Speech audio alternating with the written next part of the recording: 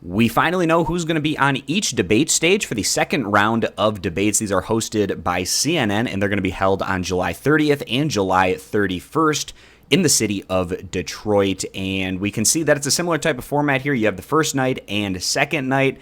I think it's a bit more balanced this time around in terms of the upper tier candidates being split amongst the two debate stages. However, the Democratic Party probably isn't super enthusiastic about the fact that the first round or the first night of debates, all 10 candidates are of Caucasian descent. All of them are white, into a party that's looking to appeal to a more diverse crowd than obviously what you have over in the Republican Party. The fact that all 10 candidates on the stage are white probably isn't the type of look that they're going for. But then on the second night, a bit more diverse for those that are interested in that type of thing. Now, me personally, I focus more on the policy, and identity takes a backseat to that. But it is something that will be noted more than likely. But then we see that the candidates in the middle are the ones that have the best chance to go on and win the nomination, are doing better in the polls. And at this point in time, I'd say it's around a four-horse race between Bernie Sanders, Elizabeth Warren, Joe Biden, as well as Kamala Harris. Outside of that, the only other candidates that could possibly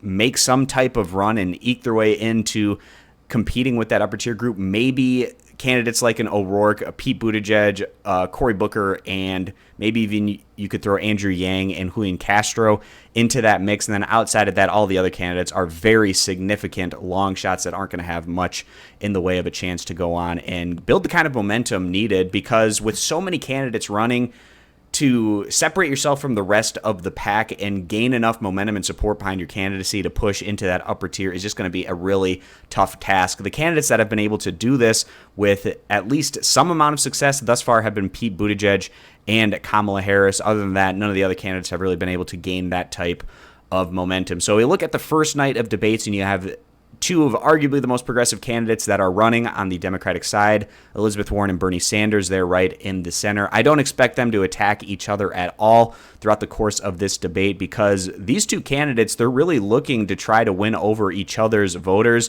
And if you're attacking one or the other, it could be a situation where you're alienating that support, which I don't think, or at least I would be surprised anyways, specifically if Sanders went and attacked Warren. We'll see what Warren decides to do, dealing with Bernie Sanders there as the top two candidates on this debate stage. But then outside of these two candidates, all of the other candidates are pretty much in that centrist moderate camp.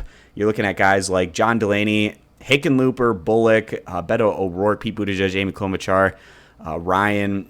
I'm not really sure what Williamson is, to be honest. I haven't done a whole lot of research into her candidacy. I thought that she was interesting, to say the least, in the first night of debates. We'll see what she has to bring out to the table this time around. But basically, it's a fascinating dynamic here where you have the two leading candidates, some of the most progressive candidates that we have running here on the Democratic side, surrounded by what many would consider very centrist and moderate candidates. And then on the second night, much more diverse. And then we have Kamala Harris and Joe Biden. They had that interaction in the first round of debates that really sunk Biden's numbers and contributed to a positive movement from Harris. I expect her team to have a whole new round of things to bring up, perhaps, to attack Joe Biden on. That could maybe be a round two situation where it might sink Biden even further, maybe promote her candidacy even further. We'll see how this dynamic works out. And for instance, if you're somebody who's supporting Elizabeth Warren or Bernie Sanders, it's probably a best case scenario for Harris to be going head to head against Biden right there in the middle, because she was very effective in weakening his status as the front runner in that first go round. And maybe she's able to do that again this time. We'll see if that's able to happen or not. And then we have Cory Booker, Andrew Yang, Tulsi Gabbard, Jay Inslee, Julian Castro, de Blasio, Gillibrand, and Bennett.